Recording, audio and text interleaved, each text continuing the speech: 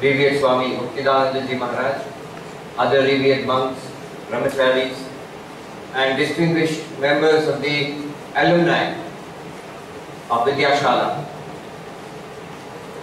family members, teachers, and other guests. It's a great privilege, I consider it a great privilege to be here this morning to address you all. In Belur Math also, I have heard great things, not only about Vidyashala, but especially about the Old Boys Association. Just yesterday before I left, I was offering pranams to a very senior Swami, and he said, you go and see. Two things he told me, Vidyashala and the Old Boys Association, and also this venue, RIMSE. I was, for about 5 years, in a teachers training college in Belur Math. It's a Ramakrishna Mission Shikshana Mandira. And there we would often talk about RIMSE, and people would tell us that please send your teachers to visit RIMSE also. So both the Old Boys Association of the Vidyashala and our present location, RIMSE, has its glory, its heritage. And really it is a privilege to be here in front of you this morning. The subject given by revered Maharaj is the laws of the mind and the philosophy of happiness. And of course it's a very important subject. After all, what do we want more than happiness? All of us, whether children or grown-up people with families or monks, even spiritual people, all that we desire is happiness. But what is happiness and how do we get it? This is something that humanity has thought about, pondered upon for ages. Today, I will lay before you a synthesis of two approaches. One approach, the latest findings, discoveries, studies conducted by positive psychologists in the United States and in some European countries, and our ancient knowledge from India, our knowledge of yoga, our knowledge of bhakti, our knowledge of jnana, Vedanta. What does it say about human happiness? What can we learn from that, and how can we apply it to our own lives? So first we go to the West, where an interesting thing is taking place. A development of a new branch of psychology. You see, there is this person, Professor Seligman, Martin Seligman, and those who are involved in psychology, they know his name. He was the president of the American Psychology Association, a very powerful body, for a few years at the beginning of this century. And he is most well known for his books on positive psychology, especially happiness. There's a book called Authentic Happiness, which he wrote, and it became a bestseller. He has worked on this field for many years, and he's a very humorous man. I've never met him personally, though I've been in correspondence with one of his students. And just by the way, it's interesting, that student, an Indian person of Indian origin, he wrote to me that, Swamiji, I've seen some of your videos, and I mentioned you to Professor Seligman, that there is an Indian monk who incorporates your findings into his studies, into his expositions. This Professor Seligman is a very humorous person. One talk which I saw, a video recording of a talk, he began the talk with an interesting joke, and I would like to tell this to you today. Somebody asked him, he says that a reporter, CNN, asked me, Professor Seligman, what is the state of psychology today? You are an eminent psychologist, what is the state of psychology today? And before I could answer, Professor Seligman said, that reporter, journalist said, see, this is CNN, you cannot give a long speech. You have to be very brief, sound bite. How long? One word. Professor Seligman said, one word, all right. Please ask the question. What is the state of psychology today, Professor Seligman? Good. No, cut. That is not enough. You have to be a little more, can explain a little more. How can I explain in one word? All right, we will give you some more time. This time 2 words. All right. Professor Seligman, what is the state of psychology today? And he replied, not good. The journalist is confused. Good, not good. Cut. We don't understand, Professor Seligman. Can you explain a little more? This time we will give you 3 words. Not good. Alright. Professor Seligman, what is the state of psychology today? Not good enough. So he says, why psychology is good, why it is not good, and why it is not good enough, and how we can make it good enough. That has been my life's work. What he says is, see, if you look at psychology and psychiatry, it has achieved something. Diseases, schizophrenia, many other kinds of diseases, depression. Nowadays they have certain medicines which can deal with it, which can really give some relief.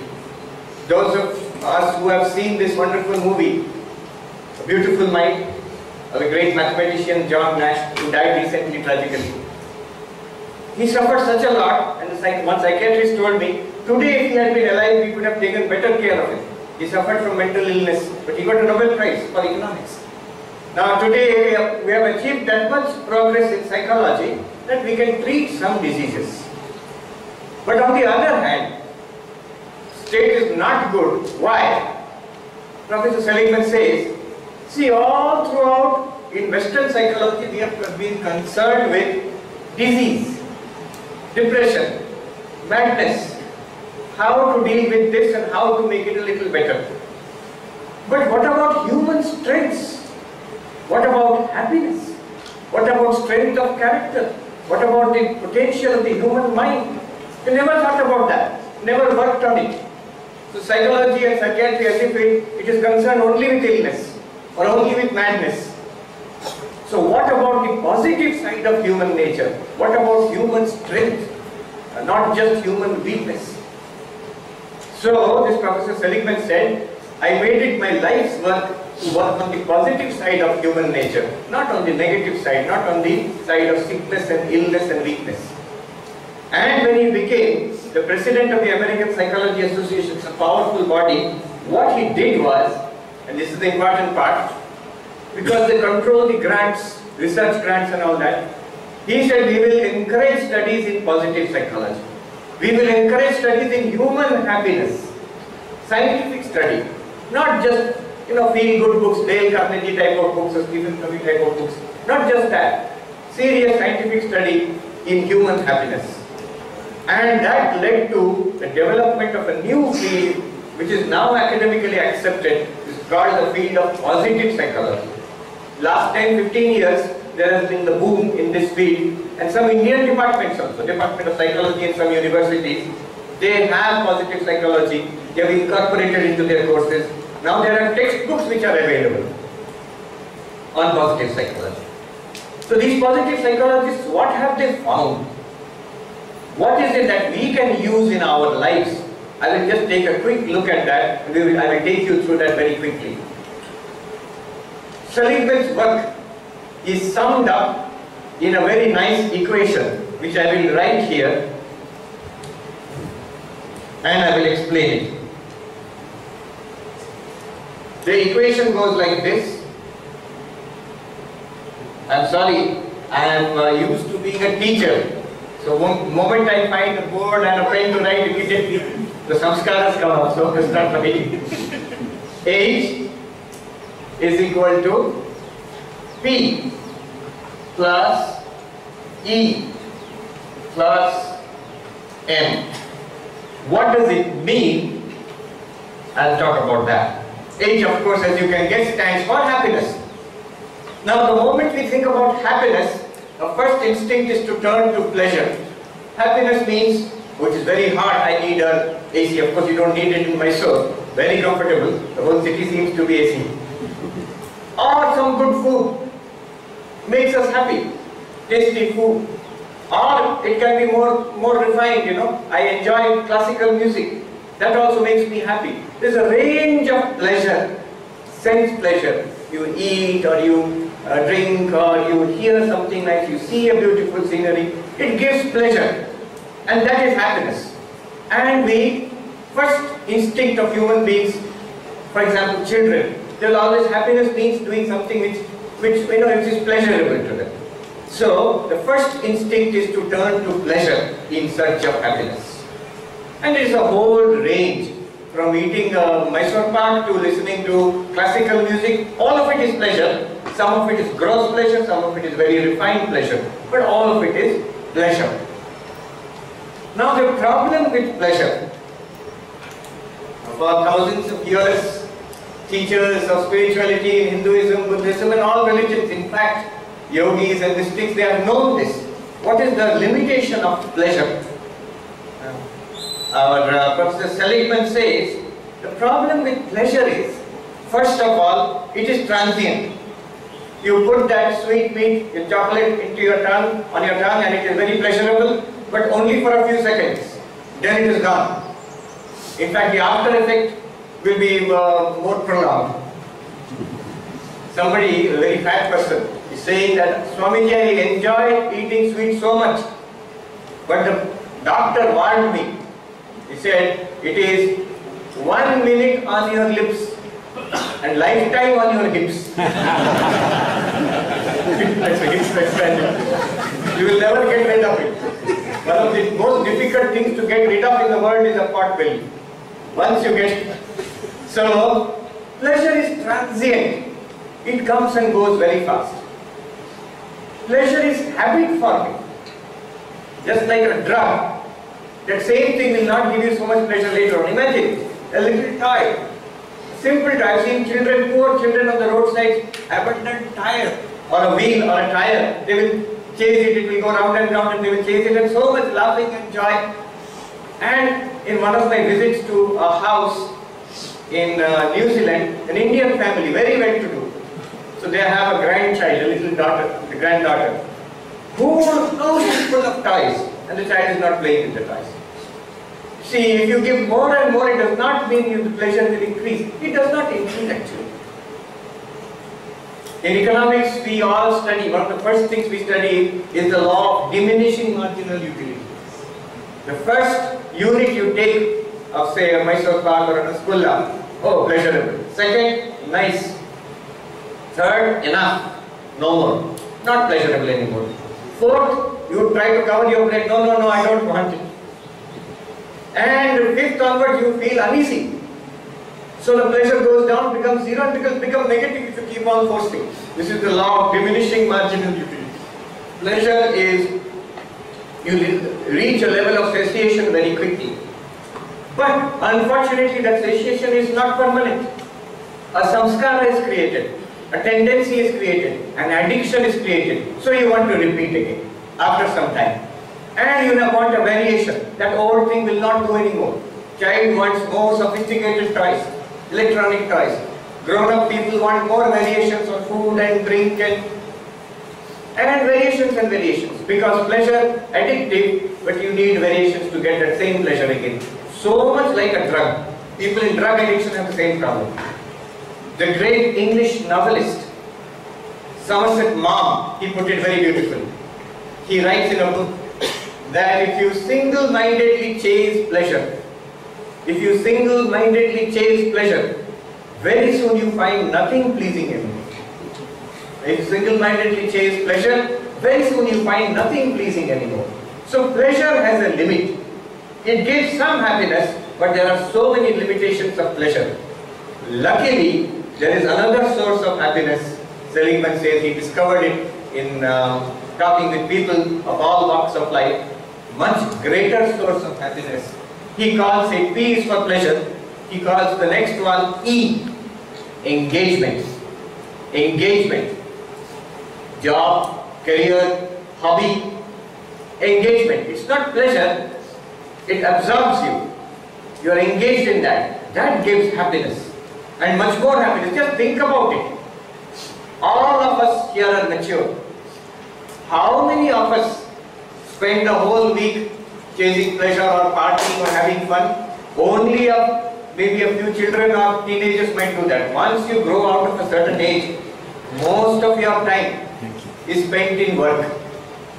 Either in the house or in the office or in the community. It is engagement which takes up most of our time. not pleasure. And in engagement in your job, you will be very lucky if you find an engagement which you enjoy, which you find absorbing. You will find one characteristic of successful people in any field of life. They enjoy the work they are doing. They enjoy the work they are doing. It absorbs them. And this is what Seligman calls engagement. It may be a corporate executive, it may be a software engineer, it may be a teacher, it may be a housewife and a mother. But the common thing to all of them is their main source of happiness is their engagement. If they enjoy the work that they are doing. If they do not enjoy, then they are very unlucky. Because most of the time they will be engaged in this work, and if they do not enjoy it, it will be a source of unhappiness and frustration. So engagement, if you are lucky enough to find it, is a great source of happiness. Much greater in fact than pleasure. Those who do not find so much happiness in the jobs, they may find it in the hobbies, for example. So somebody plays a game. The difference between pleasure and engagement is like this. If you watch a cricket match on TV, it's pleasure. And if you play a cricket match with the old boys maybe, it is engagement. The game which you play may not be of that quality which you are watching on the TV. They are expert players. But you will find more pleasure and happiness in playing that game with other friends. Because the difference is passive pleasure, watching TV, and an active engagement, where you are challenged, somebody is bowling and you have to return you have to hit the ball. This engagement of your faculties, that gives more happiness than pure passive pleasure, sitting down the couch potato, watching TV. Engagement is a great source of happiness. He has shown interviews, Professor Seligman, with surgeons, brain surgeon, 6-7 hour operation. Now it sounds like torture, but that person says, I don't know when time has gone, because the surgeon is so deeply absorbed in the operation. 5-6 hours has gone and he is not aware of it. That is the joy of engagement. At that time it might be painful or it might be hard work, but the satisfaction you gain out of it is much greater. Mothers have a great advantage that way, because they automatically take care of the children. And if you ask mothers, and from time to time they will say, we are finding the children very frustrating. It's a lot of tension is there, frustration is there, taking care of the children. But when you ask them, you look back, Seligman did that. When you look back upon your life, 10 years, raising a child, is it satisfying or not? They all will say yes. There is a great satisfaction. Teachers. So the very occupation of teaching, those who are great teachers always enjoy teaching. That is the greatest joy of their lives, to teach. And that gives a great amount of happiness and satisfaction. That is engagement. But Seligman says, there is something beyond that. Not many people find it, but those who find it are most lucky. Something which gives more happiness than engagement. You see, engagement also has its limits. You will find the most active, absorbed, workaholic corporate executive at one time will complain of emptiness, meaninglessness. What is the purpose of all this? And especially at retirement age, you have been engaged for 30 years, 40 years in doing something, and suddenly it's switched off, and life becomes a vacuum. Body is deteriorating, old age has come, and then the engagement has also gone from life. So what do you do with life? And what was the meaning of the last 30, 40 years which you passed? There is something greater beyond engagement. And Seligman gives a name, meaning in life. Something meaningful. Something that is engaging, which absorbs you, may not be very meaningful. It is quite engaging to go on mountain trekking, for example, climbing a mountain. It is not pleasure, it is hard work, but engaging. That is fine. But not very meaningful. After you have climbed 1 or 2 mountains, it's not very meaningful to go up and down rocks all the time. Or any such engaging activity. Even a great corporate career or even an academician. Meaning in life. I remember just today in the morning, Revered Maharaj was quoting Vidyashala about the limitations of scholarship. And I remember the story which I will share with you now. Great scholar finds deep engagement in study. And we have seen such people. Throughout their lives, they have cultivated knowledge in science and philosophy and literature, whatever. Now, I met one day, few years ago, a great philosopher. He is one of the greatest living Indian philosophers. And this person, he has mastered, he has made a name for himself in Western philosophy also, in phenomenology. He is still alive, I will not take his name. Very advanced age. He told me in Institute of Culture, after a lecture he was presiding, after that, during tea time, he told me, Swamiji, I am feeling depressed.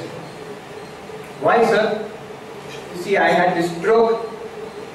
Now my mind has slowed down. I am forgetting so many things. Now imagine what a great blow it is to a scholar. Like a multi-millionaire or billionaire who has accumulated money throughout his life.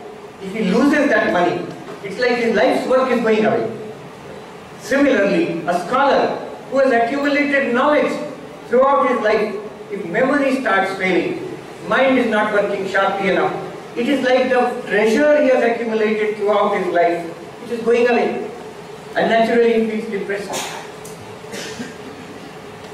Yesterday, Mr. Karthik was sharing with me the aviation history of Bangalore. We were driving through Bangalore and how I think Kingfisher and Deccan and all, they started in Bangalore. Now, there is a problem with the airline industry. I read a joke recently which says, how do you become an airline multimillionaire, aviation multimillionaire? How do you become an aviation multimillionaire? Because you have to start off as an aviation multi-billionaire. Once you enter the industry, you will become a multimillionaire, lose your money. When a scholar loses his scholarship, his knowledge, naturally he feels depressed.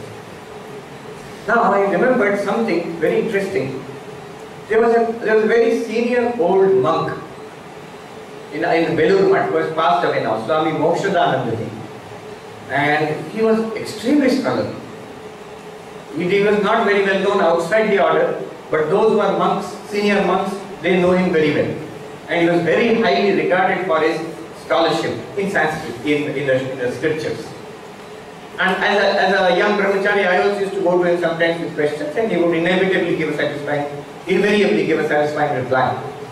One day when he was old and sick, I went to him with a question and he could not reply. Memory is not working.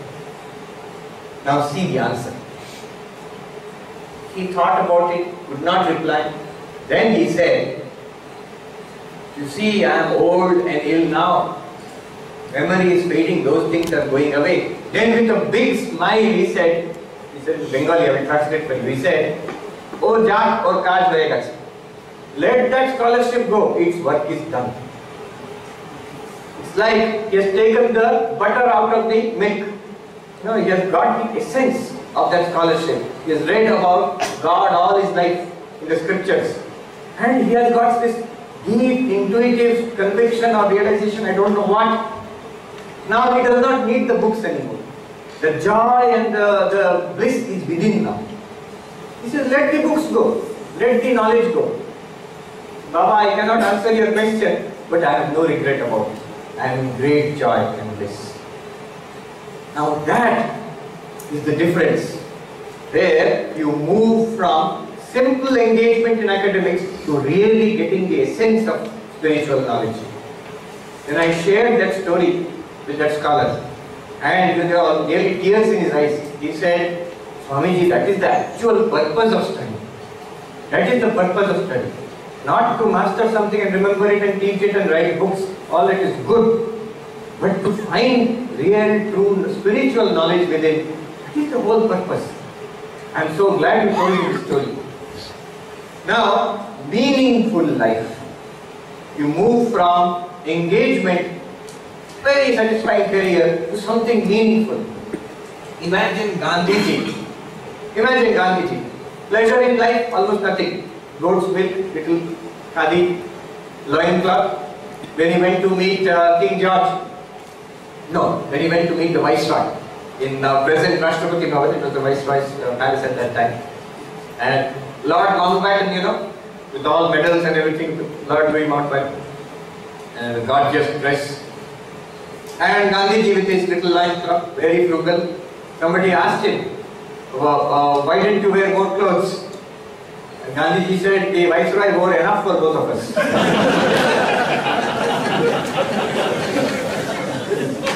So-called pleasures in life, nothing. Very strict, frugal life. Engagement, not really. Even the politics, which politicians find so engaging, you would withdraw. The moment the country became independent, completely withdrawn from politics. His pleasure, his joy, happiness is not in engagement also, but in meaning. In meaning. He is working for millions and millions of his countrymen, for the betterment of the poorest of the poor. He told the politicians, when the country became independent, that your guiding mantra should be, the decisions which I take in Parliament, will they help, will they be of help to the poorest Indian alive? Today what decision I take, what argument I put in Parliament, what bill I propose, will it help the poorest man in my country? Now the meaning in life, where I help others, poor people, Harijans, because of women, that gives meaning to his life.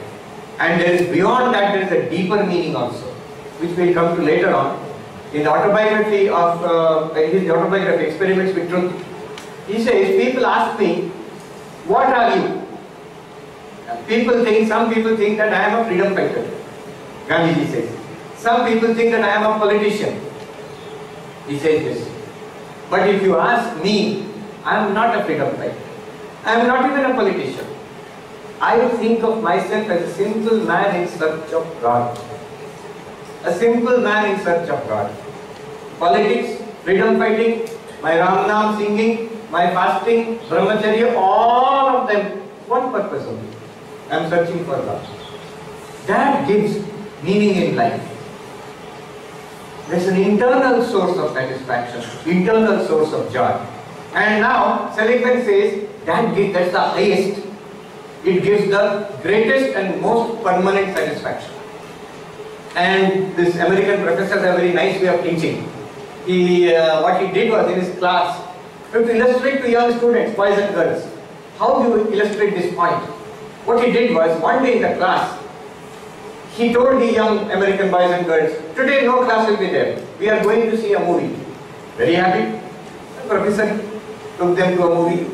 Students are happy. You have to run away from the professor to go to a movie now. Sir is saying that we will go to a movie together. Let us go. So they went to the movie. After they came back, the professor gave them a questionnaire. Please fill up this questionnaire and give the answers. And the question was, how do you rate the movie? Your satisfaction from the movie. 0 to 5. 0, no satisfaction. 5, highest satisfaction. And they gave some rating. 3, 4, 5, something. Next week again he said, today again no class. Movie sir? Not movie. Today we will go to the poor section of this town, east end of the city, and I have arranged clothes, gifts, toys, which we will take, toys and clothes, to the kids who have been gathered there. We will spend the afternoon with the kids, we will make friends with them, and we will give gifts to them. So they all went, and they had a nice time, came back, questionnaire. Rate your satisfaction with this activity, 0 to 5, and they gave some rating, 3, 4, 5, whatever. Now the interesting thing comes. 3 months later, again suddenly in the class, questionnaire. Give the answer. What is the question? Now when you look back upon it, 3 months ago we went to a movie one day. How much satisfaction do you get from it now? 0 to 5. Students are thinking, many of us, we cannot remember the name of the movie also. Some satisfaction now, if I think about it, something was there. Some satisfaction was there, now nothing almost is there. Think back upon it. We went to that place and made friends with the children and we give them gifts. Whole afternoon we spent in joy with those little kids. Now when you think back upon it, how much satisfaction do you get now? And they say, sir, we remember. And every time we think about it, unchanged, undiminished satisfaction. We are so glad we spent that afternoon with the children. And even now they are giving 4 or 5 out of, from 0 to 5 satisfaction with that activity. 3 months later. But the satisfaction from movie is pleasure. Spending the afternoon with the children, helping them, giving them gifts, meaningful activity. Meaningful activity gives undying satisfaction. Till the end of their lives also, that one afternoon if they look back, they will be happy. You feel happy. Anything that you do for others. One interesting thing about meaning in life is, you see, pleasure and engagement are concerned with yourself. Meaning invariably is concerned with others. Of course, sometimes meaning may be deep inside also, like a scientist or an artist, you may find meaning in that. But invariably it's concerned with helping others, expanding beyond the self. So meaningful activity, he gives higher rating. In fact, he draws a chart based on psychology studies, how much pleasure, and he gives a chart. This pleasure gives this much happiness, engagement gives more, and meaning is literally off the chart. Much more happiness. So though the 3 components of happiness are pleasure, engagement and meaning, but our focus should be more on meaning and somewhat on engagement rather than pleasure. This is something that we must learn. Look at our engagement in life. Family and job, that is important. How we can find joy there.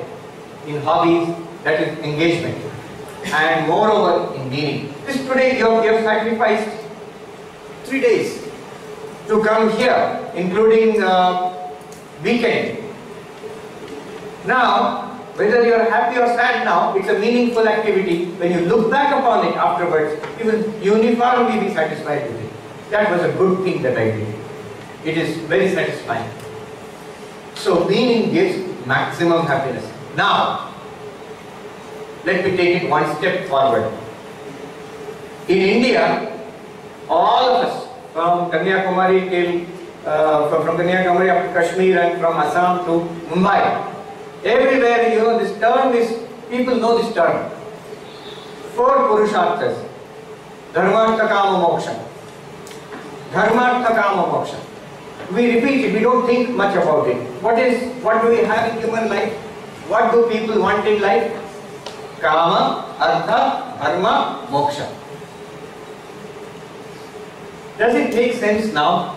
If you think about it, Kama means you can map it very easily. You can map it very easily. Can you tell me? Kama would be, yes, correct. Pleasure. Kama. Kama, desire, satisfying desires.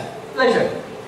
Artha, wealth, power, achievement, knowledge, position in society, status. You can more or less put under engagement, yes, correct. Artha. And dharma is a word, if you look at the dictionary, so many meanings are there. Whole page will be full of meanings. One way you can do is a meaningful life, moral life, good life, life of service. Goodness is associated with dharma. So somewhat stretching it a bit, you can associate meaning with dharma. And moksha we will keep in bracket later on. I was thinking, when I read Seligman, how amazing that our thinkers in our country, thousands of years ago, they already have that insight, which our Professor Seligman in America in 21st century is writing books about and positive psychology and all that, such a big hoopla going on. For centuries we have had that understanding. What gives satisfaction in human life? Very clearly in our Shastras we find Kama, pleasure. More than that, Artha, satisfaction, and Artha means engagement, power, wealth, and so on. And more than that, Dharma, morality, meaningful life.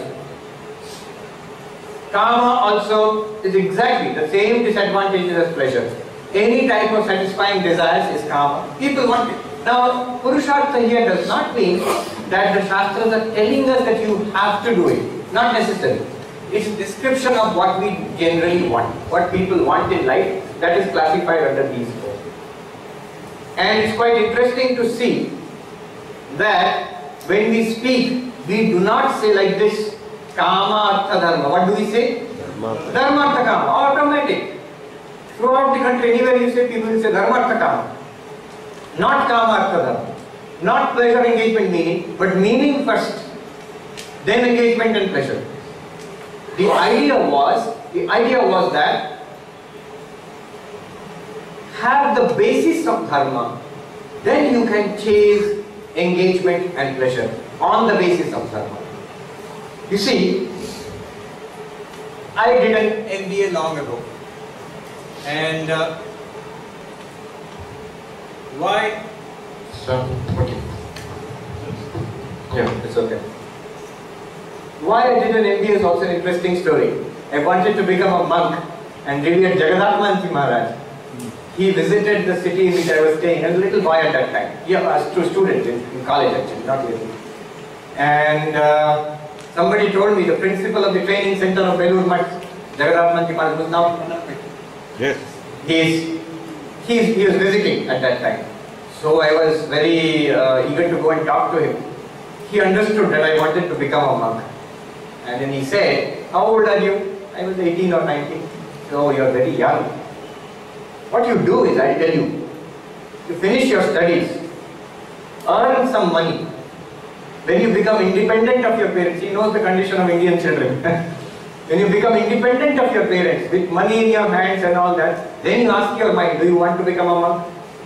At that time, if your mind says yes, then you become a monk. Very good.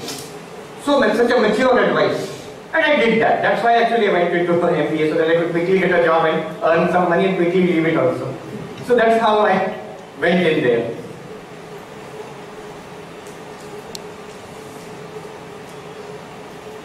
But the interesting thing is, I met many friends who later on went on to do many things in life. When I became a monk after my MBA, one of my friends, he told me, why do you want to become a monk? I said, I will find happiness there. I'm searching for God, I want happiness in spiritual life. And then my friend told me, you're mad. You're mad. I said, what will make you happy? He said, I will be happy. He said, I'm very clear what will make me happy. And I'm giving this as an example, not because of my friend, but it is the typical mentality which you find among young and successful people, engineers and MBAs and all today. He said, 5 things I want. I will be extremely happy in life, fully satisfied. Imagine, he is just 26 to 27, beginning his career in life. Just finished his MBA. What do you want in life which will make you happy? He says, he told me, yes, okay, it's working. He told me, I want a multinational job. Anybody who is finishing an MBA wants a placement in a multinational corporation. I want a high-paying multinational job. And can you hear? Oh, okay. Or I can. No, that's okay. Use this also. It's working. It's working. Number 1, I want a high-paying job. I want the best car. I want a fantastic apartment. And I have this beautiful girl I want to marry, and lots of children. He loves kids. So 5 things if I get, I will be most happy. Very good. I became a monk and he went on his way. 10 years later, suddenly I got a phone call from him. That was before the age of, just mobiles had not come, so landline. Do you remember me? I am so and so. I said, yes. I had heard about you. And that he got married to a very successful young lady who did her engineering in USA and came back. He has a child, he's working for GE, and of course then he must have got his car and apartment and everything. So I thought he must be very happy. I had heard that. So I said, why don't you come over? If you come to Calcutta, you can meet me. He said, yes, I'm going to Calcutta. You see, I have to complete my divorce proceedings. Now, I did not remind him what he had told me 10 years earlier. That would have been cruel. But this is the process of maturation in life. You think this will make me happy? I sincerely believe I will get these 5 things, I will be happy. The thing which happens nowadays is young people, especially compared to the older generation, the younger generation, the big changes, that success is attained very quickly. Not so quickly in the earlier generations. Professor Anand, who was the director of IIT Chennai, he is the board of management of our Vivekananda University. He had come to visit Belur Mutt, and at that time the government was expanding the IITs, and he was explaining how difficult it is to expand.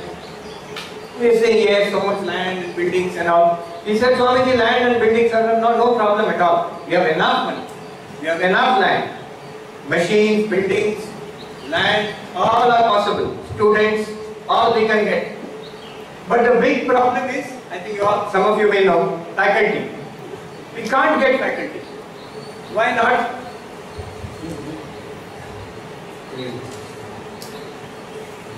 This one? So those connections? That's all.